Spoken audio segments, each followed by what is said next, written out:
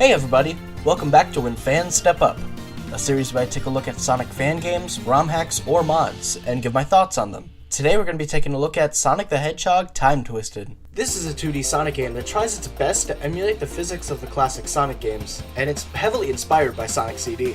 Personally, I don't really like Sonic CD. Not that it's bad, I just personally don't like the way some of the levels are designed, and the soundtrack, for the most part, isn't really my thing. It's such a weird soundtrack. I mean, there's some songs I like both versions of Stardust Speedway's Bad Future. Those are fantastic songs. And of course, there's no way I could forget Sonic Boom or You Can Do Anything. They've become staples in the franchise. But because of the latest game, I can't listen to Sonic Boom without barfing. Oh no. No. No. No!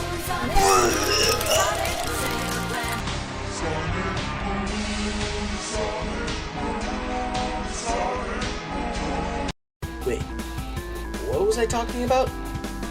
Oh yeah, Sonic Time Twisted. This game is heavily inspired by Sonic CD, but that inspiration is more so centered around the time travel mechanic and the crazy level-specific gimmicks. I'm totally cool with that though, because this game takes the best parts of Sonic CD and centers a fan-made sequel based around that. The gameplay is really good. It almost emulates the Genesis games perfectly. It's not dead on, but it's really close. Unlike in Sonic 4 or Sonic Generations, rolling is actually affected by your momentum, and you gain a lot of speed, just like the classics. It's really sounding like this game is just sort of taking things from other Sonic games and not trying to be original at all. But that's not the case. This game has some pretty cool new features that give this game its own identity. For instance, they added new shield elements. There's the ice one. When pressing the jump button in the air, Sonic shoots a bunch of shards, and if they hit an enemy, it freezes them. Now, I thought this would be like Kirby, where when you freeze someone with the ice breath, you can touch them and send them flying in the direction, killing any enemy it touches.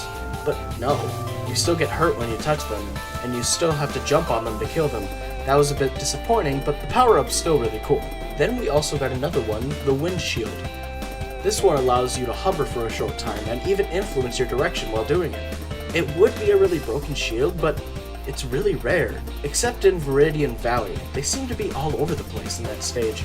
This game also added the ability to recurl into a ball after falling or bouncing on a spring. That's a feature I believe the classic Sonic games should have had, because it was pretty annoying if you bounced on a spring or even fell off a cliff and you landed right on top of an enemy. Oh, it was the worst.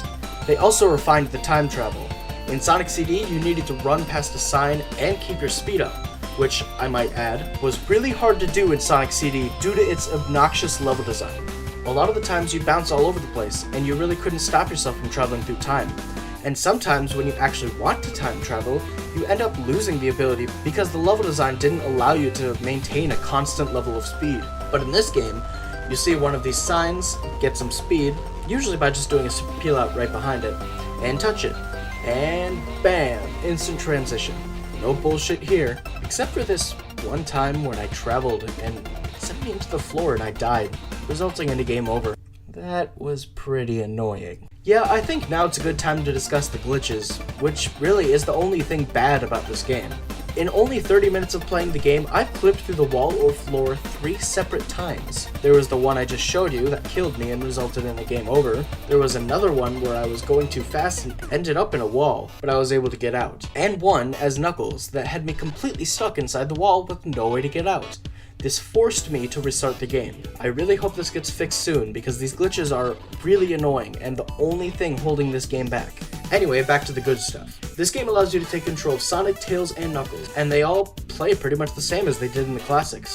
The level design is also pretty great. However, there was one level I didn't really like, Attraction Attack. The level design reminds me too much of Collision Chaos. You bounce all over the place, bumpers are placed everywhere, there are these strings that bounce you up, and they usually bounce you up into more bumpers. I do want to stress the fact though that this is my opinion. I know a lot of people like these kind of stages in Sonic games, and that's perfectly fine. You'll probably love this stage. I just really don't like this kind of stage personally, but I don't consider it a poorly designed stage. But then there's one thing I personally feel makes Sonic Time Twisted stand out from most Sonic fan games for me. That's the visuals and the game's presentation. I mean, look at some of these levels. The amount of detail they put into everything is astounding. They also put a lot of detail in giving the game its own personality. For instance, you beat the first stage of Attraction Attack, then a cutscene plays, showing Little Planet returning, and Metal Sonic using this opportunity to come back and attack Sonic, which then starts a mini-boss. But once you beat him, you think, oh, I guess the level ends now. But no, Sonic keeps running. And eventually, after running for a while, the intro to the stage pops up. That's so cool! Or in Viridian Valley, when you're about to complete the stage, Metal Sonic ambushes you. Things like this are what really make this game shine. Oh, shit, I died. Anyway, I really like this game, and I can't wait to see more of it.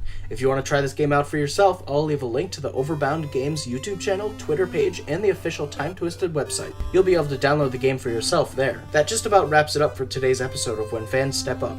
If you liked this video, be sure to like the video, share the video, and even subscribe if you haven't already. And hey, if you have a suggestion for a Sonic Fangame, ROM hack, or mod you want me to take a look at, go ahead and make a suggestion in the comments below.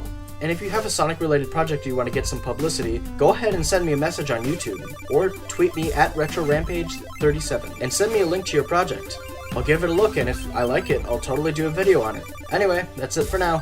See you guys next time.